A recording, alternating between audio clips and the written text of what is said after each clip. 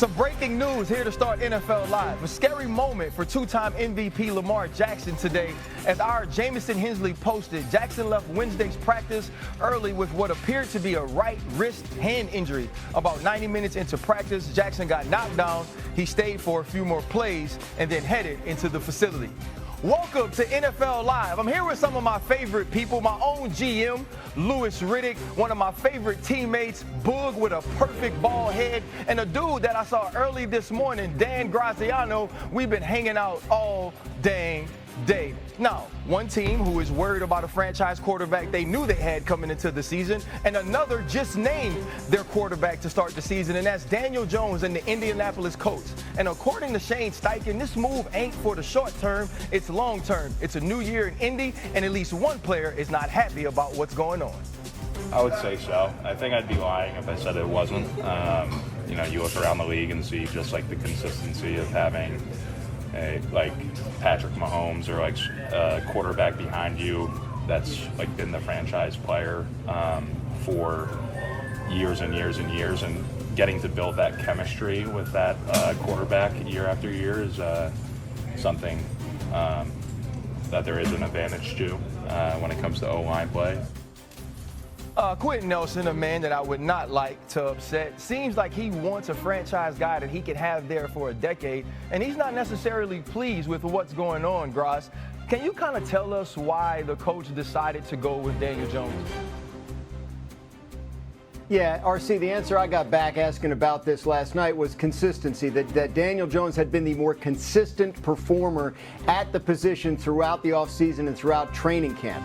The Colts, they still tell you that Anthony Richardson at 23 years old is a young player they believe can still continue to grow, and that he showed positive signs of that growth throughout the offseason, but wasn't as consistent as Jones. And when he got an opportunity to start that first preseason game, he got injured and wasn't able to get the reps in that game that they hoped he would. It's kind of been the story of Richardson's career so far, missing time, valuable time due to injury, and right now he's going to have to work on getting better in a backup role for as long as Daniel Jones holds the job. Yeah, I think this is pretty simple, guys. I think Shane Steichen understands where he is in his career as a coach. He's got to win. And he's asked himself, which quarterback gives me the best opportunity to win? Because if I don't win, then my kids' private school that they enjoy going to, we won't be able to go there. That nice Mercedes that my wife drives, we're not going to be able to afford that. So I got to win. Now, Colts as an organization would probably say, hey, we need to develop Anthony Richardson. But Shane Steichen and Chris Ballard are not in a position to develop Anthony Richardson this year in forfeit of wins. They got to win. And if you're Shane Steichen, you just look in the mirror and you say, which one of these guys do I trust the most? Do I trust my kid's private school? Do I trust my wife's Mercedes to the most? And he chose Daniel Jones. And you know what? I can't be mad at it. Even though they knew when they drafted Anthony Richardson, he needed to play, he needed to develop. But right now at this point in time, I think Shane Steichen is making the best decision for himself and his coaching staff, and I think he's doing the right thing. Well, a little simple flex by Booger there. He's talking about private schools and Mercedes, but Anthony Richardson's agent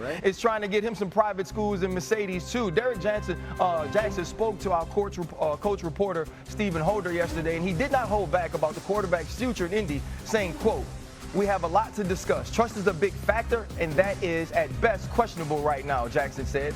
Anthony came back and made the improvements in the areas he needed to improve, and by all accounts, he had a great camp. You know, Louis, it feels like Richardson's time, at least to me, in Indy is done. Do you feel like he got a fair shot to be the guy there? Look, RC, as you know, when you're the 4th overall pick, they're going to give you every chance to succeed, okay? The whole organization, by and large, is set up to really support you. So I really cannot say, from what I know, that the Colts didn't give Anthony Richardson a fair shot, okay?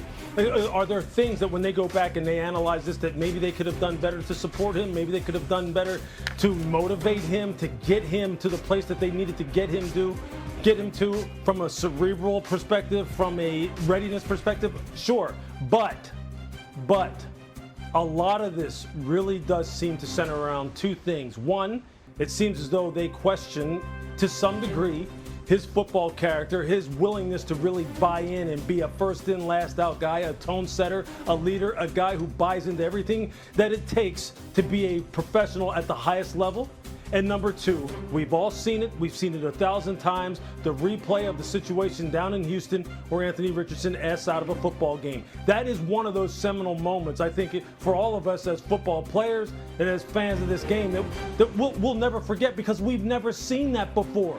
We've never seen that out of that position before, ever in the NFL level. That's something that he's going to be facing for the rest of his life, trying to push that back and say, that's not who I am.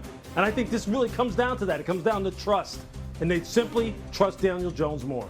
Yeah, I think that's real, Garage. What do you think? You good, Garage?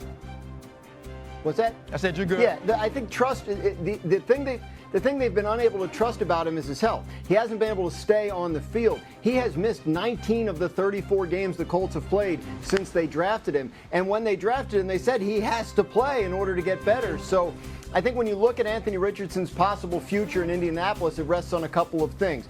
Daniel Jones hasn't been the picture of health throughout his career either. Something could still happen there and give Richardson another opportunity. And if the Colts start to lose games, oftentimes you see a quarterback change brought up as an answer to that. So I'm not sure I rule out the possibility of seeing him in a Colts uniform again.